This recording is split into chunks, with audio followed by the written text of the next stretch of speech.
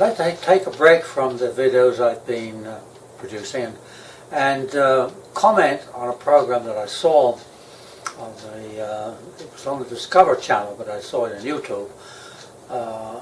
It was called Curiosity, and it featured an interview with physicist Stephen Hawking.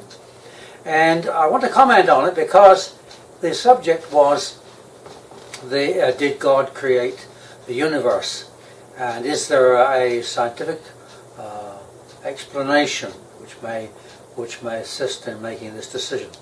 Well, first of all, let me point out very clearly that I believe that believing in God is an option. God has never forced anyone to believe in him. He's always given people that opportunity. The prophet Joshua said to the children of Israel, choose you this day whom you will serve. And Elijah said to the same people, if Jehovah is God, serve him. If Baal is God, serve him. So it's an option. But as it's said several places in the Bible, what a man sows, that he shall reap. So we have that freedom to choose, but we have to take the consequences of our actions. So it's not that side of the program that I want to discuss as to whether one should believe or not. I happen to, but that's my choice. I want to talk about the scientific reason given in that program. And this is very interesting because the program features Professor Hawking speaking through his voice synthesizer, but much of the talk there is by, I believe, by somebody else using Professor Hawking's words, which may not have been his exact words, so I can't say whether for sure what I'm going to quote was actually the opinion of Stephen Hawking. But he says in the program that the reason why God did not create the universe is because there was, at the time of the Big Bang, space and time and energy were all created when matter was all made to separate at the speed of light. And prior to that, there was no time, and that's quite acceptable and well acknowledged. I believe it too.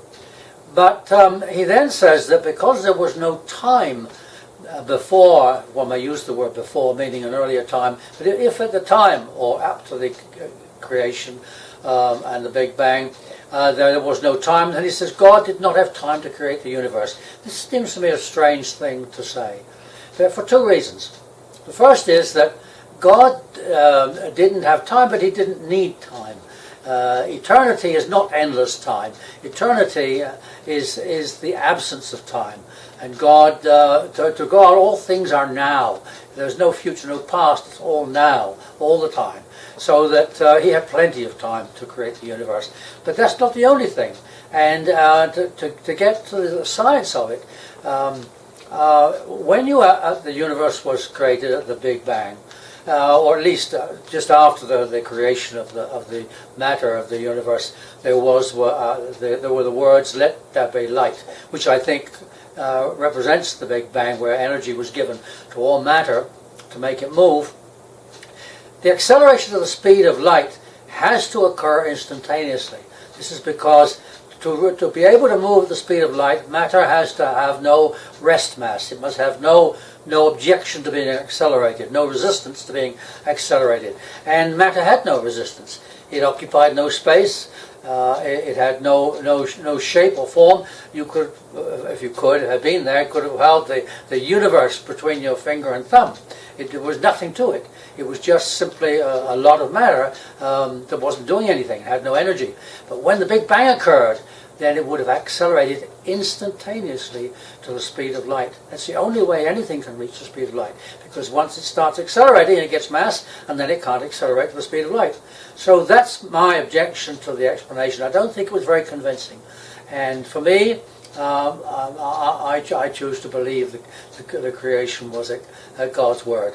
And Professor Hawking can think what he likes. That's his privilege.